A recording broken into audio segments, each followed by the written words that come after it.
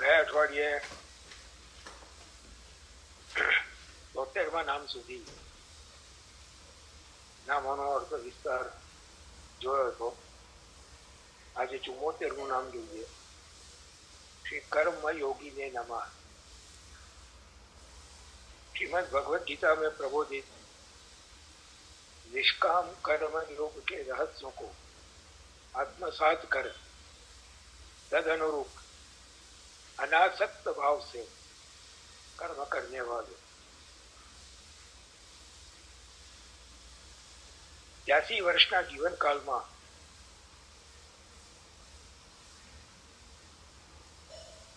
કેટલાય ભગીરથ કાર્યો આપે પાર પાડ્યા. શ્રી દ્વારકાધીશ પ્રભુના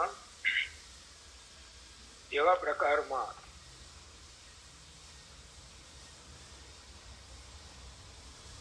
જ્યાં જ્યાં ઉણપો દેખાઈ, ક્ષતિ દેખાઈ, પ્રભુને પરિશ્રમ થાય એવી સંભાવના દેખાઈ, ત્યાં ત્યાં એ ઉણપોને ક્ષતિઓને દૂર કરી પ્રભુનો સેવા પ્રકાર સંપૂર્ણપણે સુચારુ રૂપે ચાલે એના માટે સતત પ્રયત્નશીલ આપ રહ્યા છે.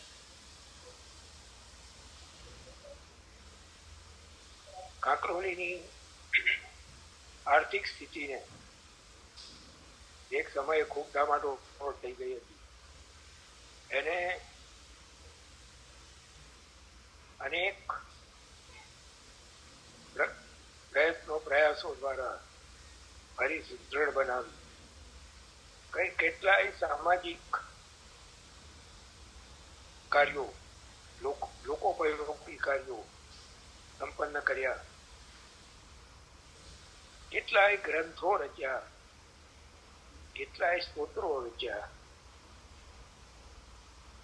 પણ હંમેશા આજ્ञा કરી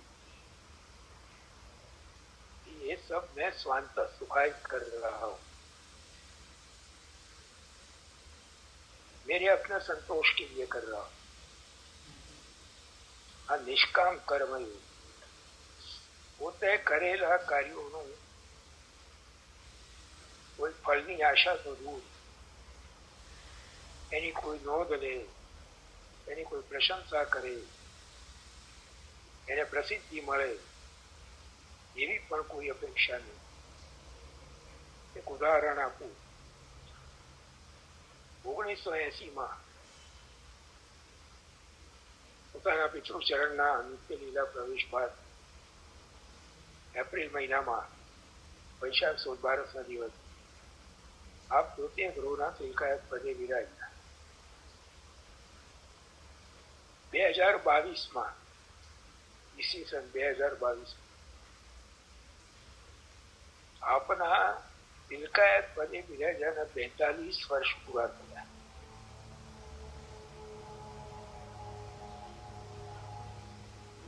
અને એ દિવસે આપશ્રીના સન્મુખ થવાનું સૌભાગ્ય મળ્યું. ત્યારે શ્રી ચરણોમાં નિવેદન કરી કૃપાનાથ બધાઈ હો, तो मुस्कुराई आज्ञा करी किस बात की बधाई. निवेदन करिए कृपानाथ 42 वर्ष पूर्ण हुए आपके तिलकायत पद पर विराजमान. तो बिल्कुल अनासक्त भाव थी कि वो या हुए होंगे, मैं ऐसी कोई गिनती नहीं करता. आ कर्म योगी बस પોતાને જે કરવાનું છે એ કરતા રહેવાનું, અને એમાં કોઈ અપેક્ષા નહીં, કોઈ ગણતરી નહીં, કોઈ ફળની આશા નહીં, કઈ કર્મયોગી આ આપનું સ્વરૂપ. કેટલાય વૈષ્ણવો પર કેટલાય ઉપકાર કર્યા, કેટલાયની લૌકિક અલૌકિક બંને પ્રકારની કેટલાય પ્રકારની તકલીફો ઉપર માત્રથી દૂર કરી. કોઈ ઉપકારનો ભાર ક્યારેય કોઈના પર ચડાવવાનો કરીને ભૂલી જવાનો. આ આપનો સ્વભાવ. આ કર્મયોગી 75મું નામ સરકાર નામ ધેયાય નમઃ.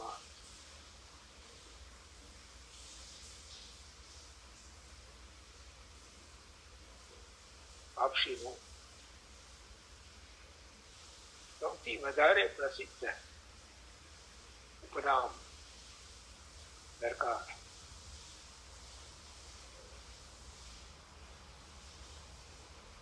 હૃદયમાં એવું રૂઢ થઈ ગયું છે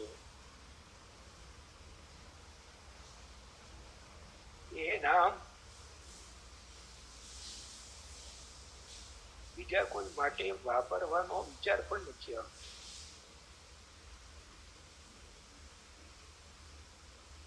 काकरोली संस्थान के विधिवत राजा होने के कारण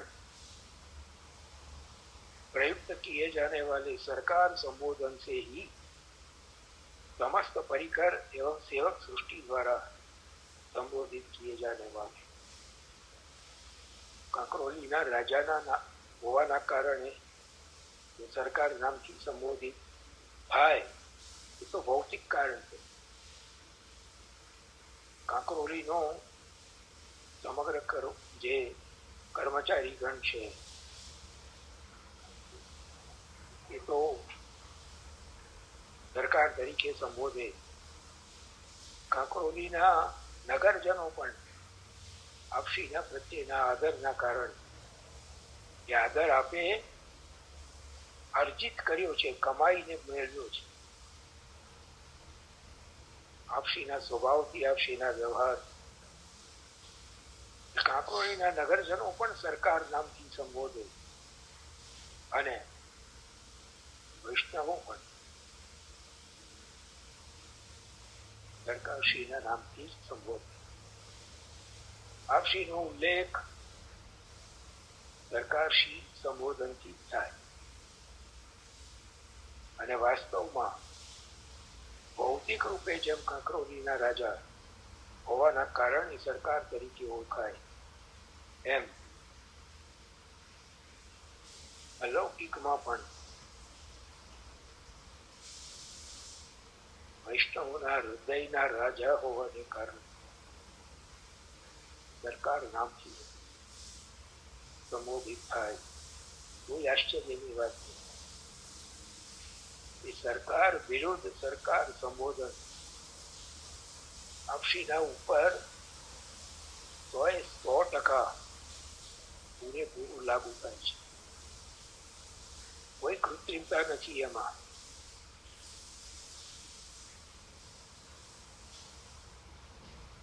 અને આપશીનો જે પ્રભાવ હતો એક ભ્રુકુટી સહેજ ઊંચી થાય અને ભલભલાને ગભરામણ થઈ જાય એવું જે તેજ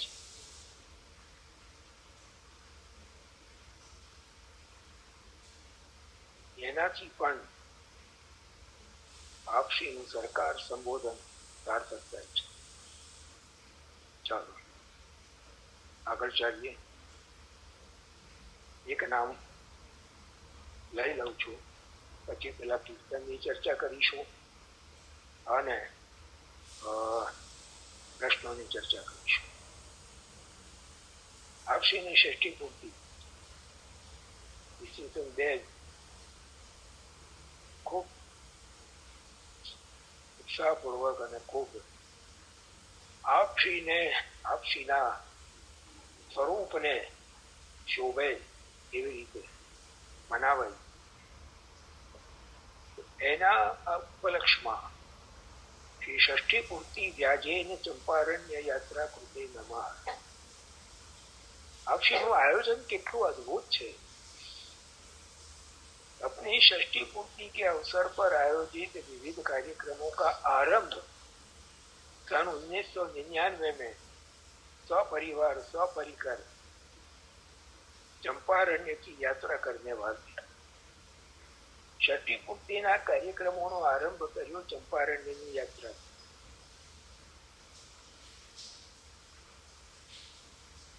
શ્રી વલ્લભની આજ્ઞા લઈને ષષ્ઠી પૂર્તિના કાર્યક્રમોનો આરંભ થાય આ ભાવથી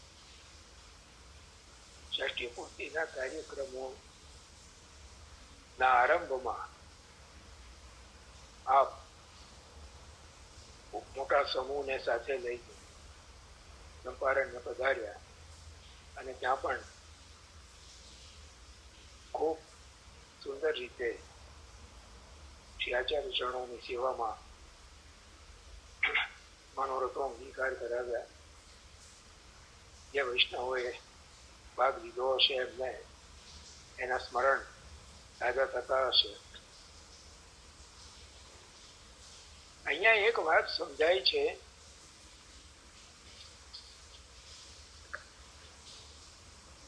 કે લૌકિક પ્રસંગ હોય કે અલૌકિક પ્રસંગ હોય, લૌકિક પ્રસંગ પણ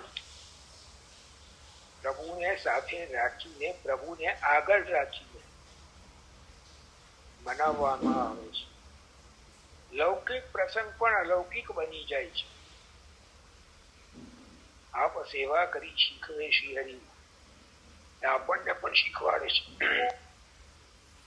આપણા ઘરના, આપણા પરિવારના લૌકિક પ્રસંગોમાં પણ આ જ રીતે પ્રભુને સાથે રાખીને, પ્રભુને આગળ રાખીને જો આપણે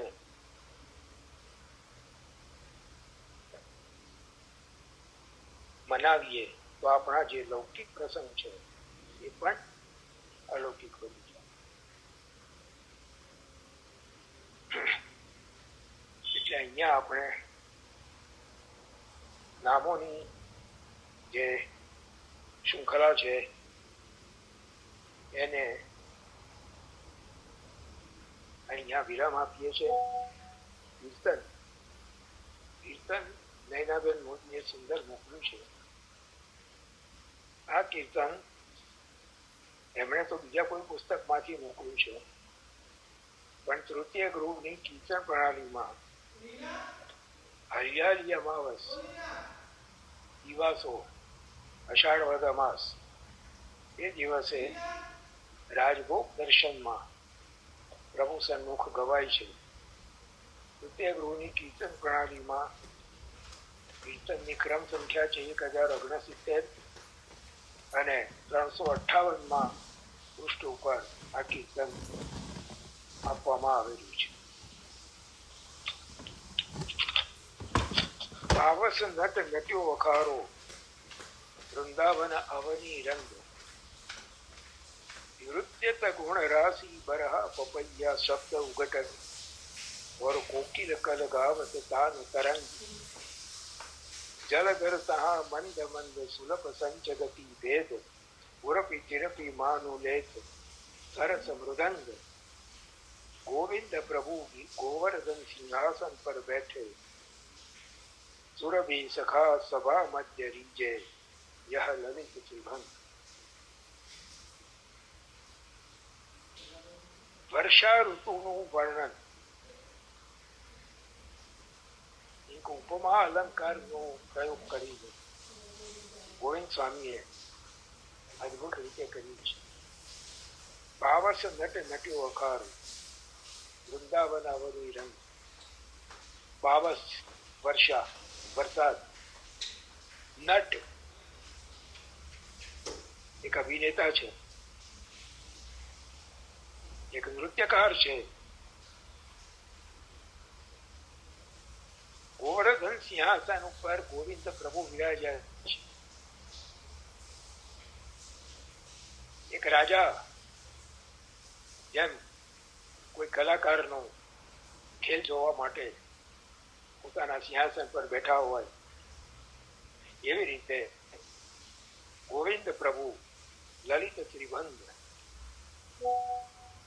એવા ગોવિંદ પ્રભુ ગોવર્ધન રૂપી સિંહાસન પર બિરાજ્યા છે. અને ત્યાં આ વરસાદ રૂપી નટ કલાકાર પ્રભુને રીઝવવા માટે, પોતાના સ્વામીને રીઝવવા માટે પોતાની કલાનું પ્રદર્શન કરવા માટે આવ્યો છે. તો કલાકારને કલાનું પ્રદર્શન કરવા માટે રંગમંચ જોઈએ, સ્ટેજ જોઈએ. વૃંદાવન અવની રંગ, વૃંદાવનની ભૂમિ એની કલાને પ્રસ્તુત કરવા માટેનો રંગમંચ છે. નૃત્ય તે ગુણ રાશિ,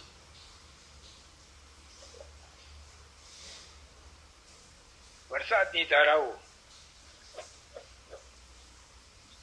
લહેરાતી લહેરાતી વરસી રહી છે, જાણે નૃત્ય થઈ રહ્યું હોય.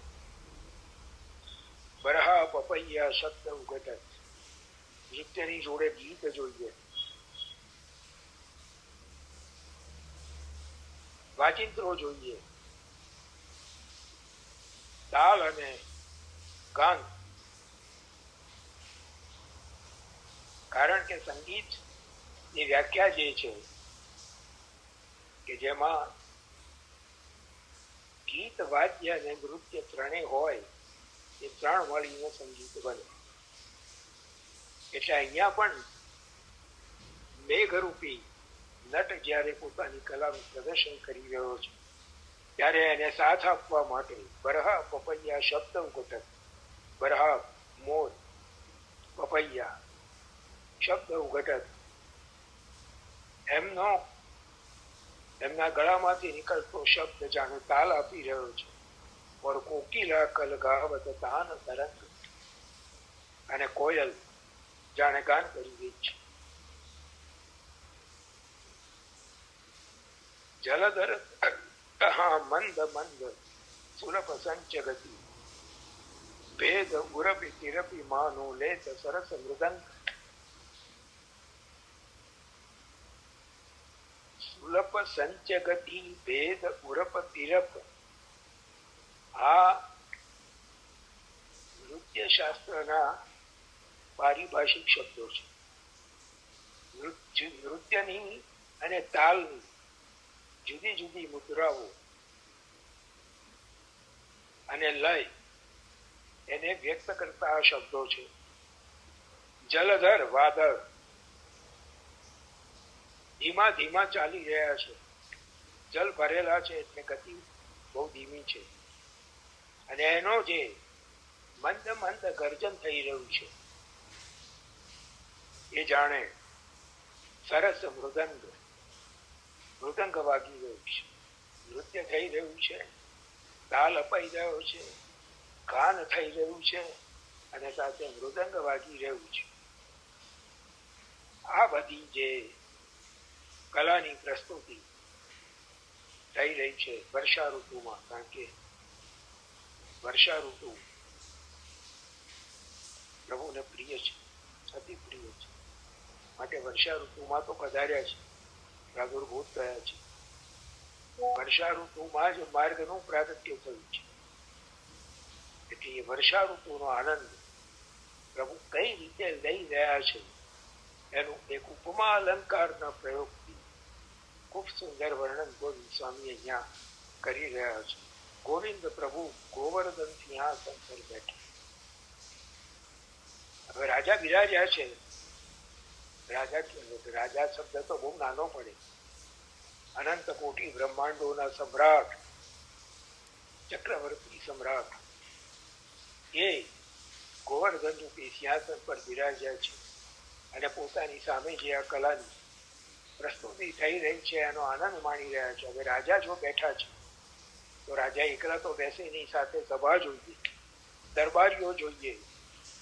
મુરબી સખા સભા મધ્ય, સભા છે. કોની સભા છે? પ્રભુને અતિ પ્રિય ગાયો અને પ્રભુના દિવસની લીલામાં સહાયક ગોપ બાલકો સખાઓ એમની સભા વચ્ચે ગોવર્ધન સિંહાસન પર આ ગોવિંદ પ્રભુ બિરાજ્યા છે. રીજે વહ લલિત ત્રિભંગ.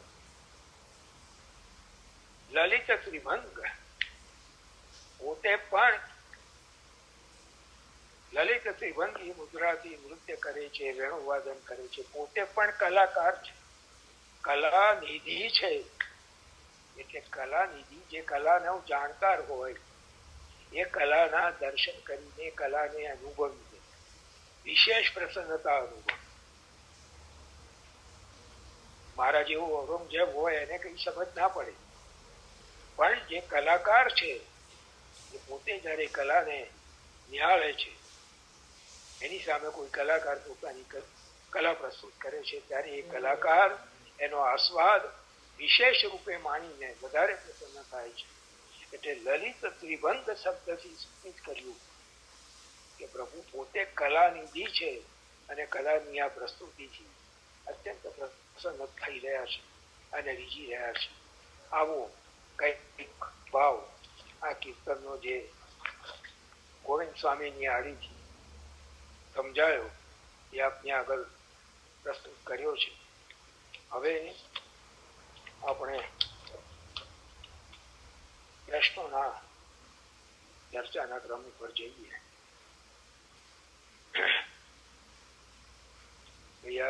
દીપેનભાઈ આયા છે પાછા કે નથી આયા? એનો પ્રશ્ન કરતા હતા ઇન્દોરાના અધિવાસનનો.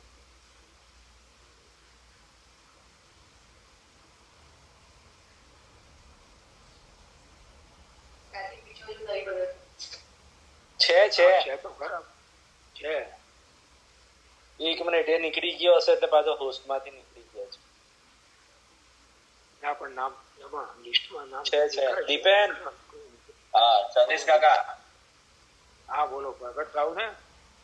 હા અધિવાસનનો પ્રકાર જે છે ને એનું સ્વરૂપ શું છે એના પર થોડું પ્રકાશ કરજો ને. જો જેટલા અધિવાસન થાય છે પેલા એ કહી દઉં કયા કયા અધિવાસન થાય છે આપણા તૃતીય ગુરુની પરંપરા પ્રમાણે.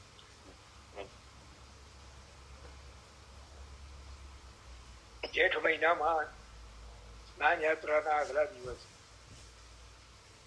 સ્નાનના જળનું અધિવાસન થાય. એક રથયાત્રાના દિવસે અષાઢ મહિનામાં અષાઢ સુદ બીજ રથયાત્રાના દિવસે રથનું અધિવાસન. બે અષાઢ વદ એકમ હિંડોળા શરૂ થાય ત્યારે હિંડોળાનું અધિવાસન થાય. ત્રણ બરાબર. પછી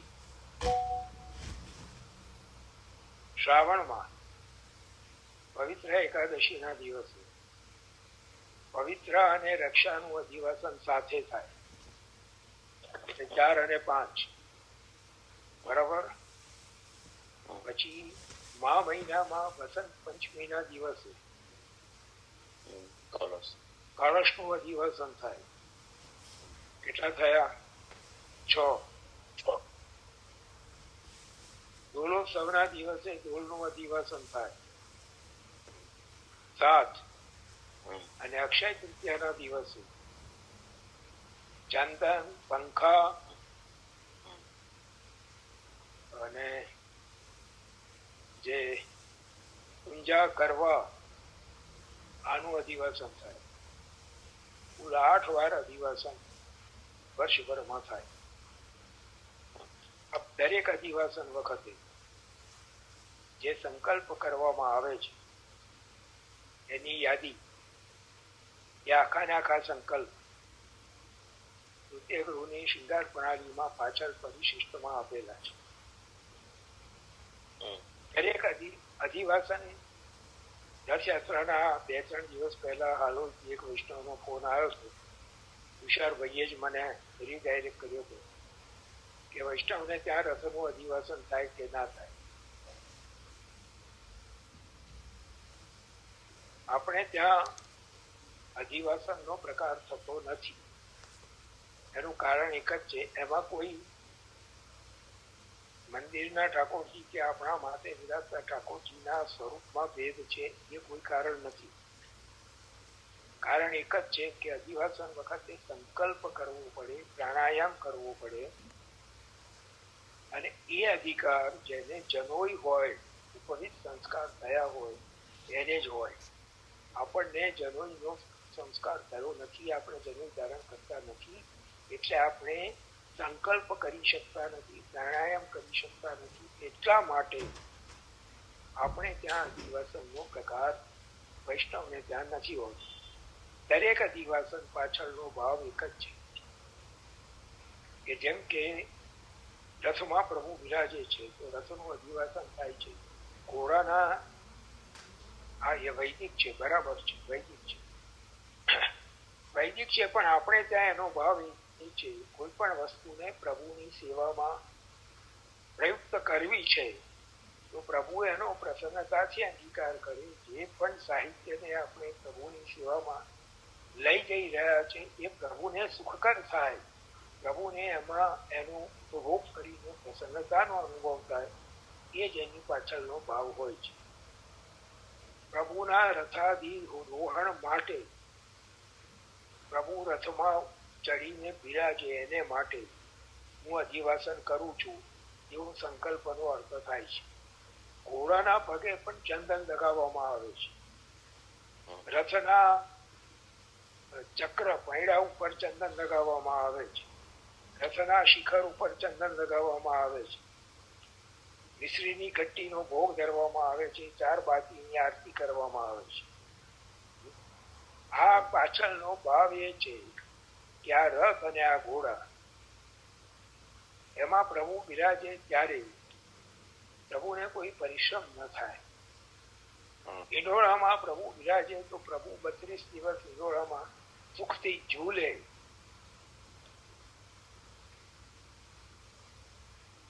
ઘોડા બધા ઘરોમાં જોડાતા નથી. જ્યાં બાલભાવનો પ્રકાર છે ત્યાં ઘોડા નથી આવતા, કારણ કે બાલક ઘોડા જોઈને ડરે. જ્યાં સખાઓ રથ ખેંચે છે એવો ભાવ છે. જ્યાં પ્રૌઢ ભાવ, જ્યાં કિશોર ભાવનો સેવાનો પ્રકાર છે ત્યાં ઘોડા જોડાય છે.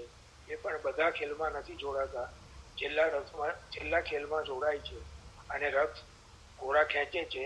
એ રીતે આખો ત્યાં પ્રકાર થતો હોય છે. સતીશ કાકા, 4 ઘોડાના. હા બોલો.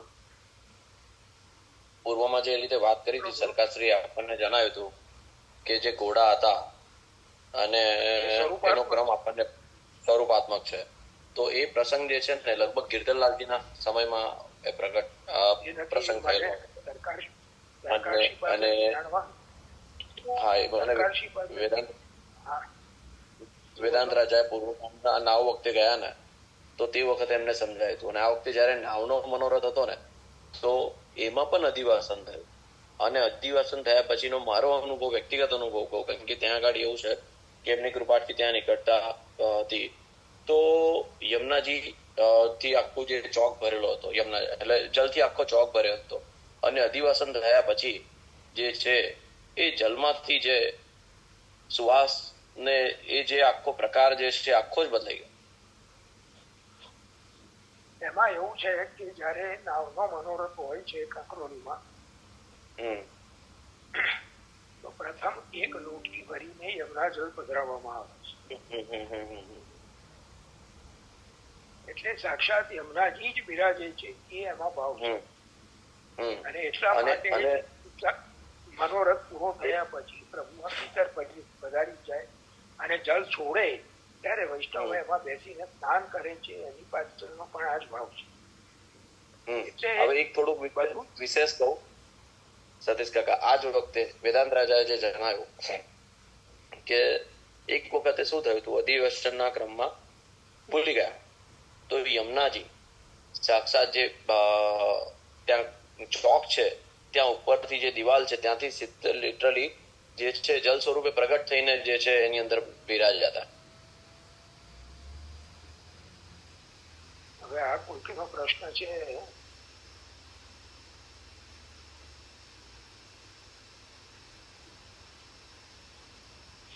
ઠાકોરજીના ઘરના મંદિરમાં સીધી પધરાવાય. હવે એમાં વૈષ્ણવનું નામ પંચાતું નથી, આઈફોન એટલું લખેલું છે.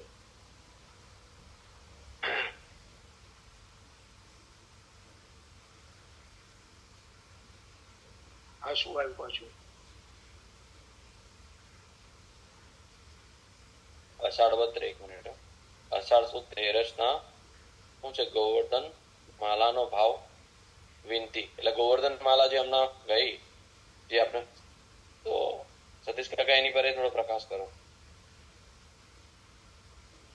2 દિવસ પહેલા જ ને, 2-3 દિવસ પહેલા અષાઢ સુદ 13 પરમ દિવસે હતી. અને નાથદ્વારામાં શ્રીજી અષાઢ સુદ 14 અંગીકાર કરે છે. અને ત્યાંનું જે રોજે રોજની પોસ્ટ આવે છે એમાં જે મેં વાંચ્યું હતું, એમાં એવું વર્ણન હતું કે ગિરિરાજજીની આસપાસ ચારે તરફ જેટલા વન છે એ બધા વનમાં ઉગતા વનસ્પતિ અને પુષ્પોને ભેગા કરીને પીઠિકાથી ચરણ ચોકડી સુધી પહોંચે એટલી લાંબી માળા બનાવવામાં આવે છે. અને એને પ્રભુ સમસ્ત વ્રજ ભક્તોના ભાવથી અંગીકાર કરે છે. કાંકરોલીમાં આ પ્રકાર અષાઢ સુદ 13 છે. પ્રભુ સિંહાસન પર બિરાજે છે તો પ્રભુના પાછળના તકિયા ઉપરથી લઈને સિંહાસનની ધારથી પણ નીચે સુધી આવે એટલી લાંબી એ ગોવર્ધન માળા તૈયાર કરવામાં આવે છે. સામાન્ય રીતે આપણે રોજ જયારે માળાજી સિદ્ધ કરીએ છીએ તો ફૂલના વજ્ર કાઢીને આપણે માળામાં પરોવીએ છીએ, પણ ગોવર્ધન માળામાં વનસ્પતિ એના ડાળખા સાથે, ફૂલ એના વજ્ર સાથે એવા ને એવા જ પરોવીને માળા સિદ્ધ કરવામાં આવે છે. આની પાછળનો જે ભાવ છે એ છે કે વર્ષા ઋતુના આરંભમાં શ્રીમદ ભાગવતમાં વર્ષા ઋતુ અને શરદ ઋતુનું વર્ણન 10મા સ્કંદના પ્રમેય પ્રકરણમાં કરવામાં આવ્યું છે. અને શરદ ઋતુનું વર્ણન પંચાધ્યાયીમાં પણ છે. એટલે એમાં જે નિરૂપણ છે કે પ્રભુ સમસ્ત બ્રજ ભક્તોનો કોઈ ને કોઈ પ્રકારે એમના અધિકાર પ્રમાણે અંગીકાર કરીને એમને કૃતાર્થ કરે છે. એ ભાવથી આ ગોવર્ધન માળાનો પ્રકાર વર્ષમાં એકવાર વર્ષા ઋતુ શરૂ થયા પછી એવા પ્રકારમાં રાખવામાં આવ્યું છે. આપણા મોટાઓએ કેટલે ઊંડે સુધી કેટલું ગહન ચિંતન કરીને આખો સેવા પ્રકાર સુનિશ્ચિત કર્યો છે. એની આના ઉપરથી આપણને કંઈક ઝાંખી થાય છે. હવે પેલા વૈષ્ણવનો પ્રશ્ન હતો, ઘરના મંદિરમાં, ઠાકોરજીના ઘરના મંદિરમાં સીડી રાખી શકાય? સીડી એટલે જે ખંડપાટ સાથે આવે છે એ સીડીની વાત છે. એ સીડીની જો વાત હોય તો ખંડપાટ હોય, સીડી હોય, ખંડ હોય, પાટ હોય, સીડી હોય અને ચરણ ચોકી હોય. આ રીતે આખો સેટ પૂરો થાય. એ સીડી ખંડ, પાટ, ચોકી, સીડી અનુકૂળતા હોય અને એ પ્રકારે વિસ્તૃત સેવાક્રમ પહોંચતા હોય તો મારી દ્રષ્ટિએ પધરાવવામાં કશું ખોટું નથી. આપણે આપણા પ્રભુને લાડ લડાવીએ તો એમાં કશું ખોટું નથી. હા, સીડી જો પેલા અર્થમાં કહેતા હોય કે જે અત્યારે એક ફેશન ચાલી છે, 2 માળના મંદિર શયન ખંડમાં પધરાવવાની સીડી, હા એ નહીં, એ નહીં, એ નહીં. એ 2 માળના મંદિર એ મર્યાદા કઈથી આયા આપણે તો મને તો એ જ ખબર નહીં પડતી.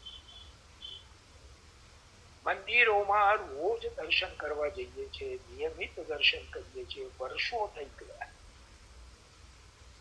કોઈ મંદિરમાં જોયું કે કોઈ મંદિરમાં જોયું કે ઠાકોરજીનું શૈયા મંદિર મેળા ઉપર હોય? શૈયા મંદિર હંમેશા પ્રભુ બિરાજતા હોય નિજ મંદિરની ડાબી બાજુ આવે. કોઈ માળવાળી કે સીડીવાળી વ્યવસ્થા પુષ્ટિ માર્ગમાં છે જ નહીં. ચાલો ભાઈ 2 મિનિટ બાકી રહી છે. પ્રશ્નની ચર્ચા આજે હા સામે અત્યારે તાત્કાલિક આવેલા 2-3 પ્રશ્નોની ચર્ચા થઈ અને આ પ્રશ્નની ચર્ચા આવતા વખતે થોડી વિસ્તારથી અવશ્ય કરીશું. મને જરા યાદ કરાવવાની કૃપા કરજો. ચાલો.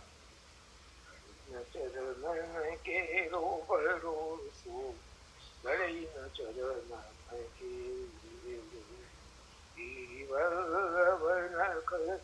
ચંદ જટા વિના જે અંધેરો ભરોસો દળી ન ચરણ કે સાધન ઓર નહીં કરીને જાસો હોત મિલે પૂરે ભરોસો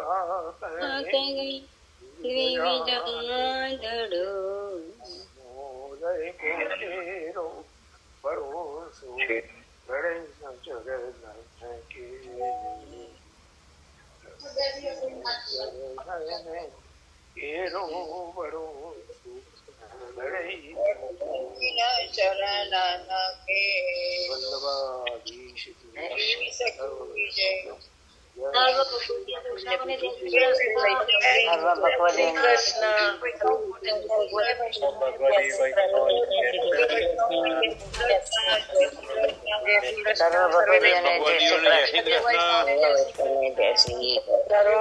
શ્રી કૃષ્ણ.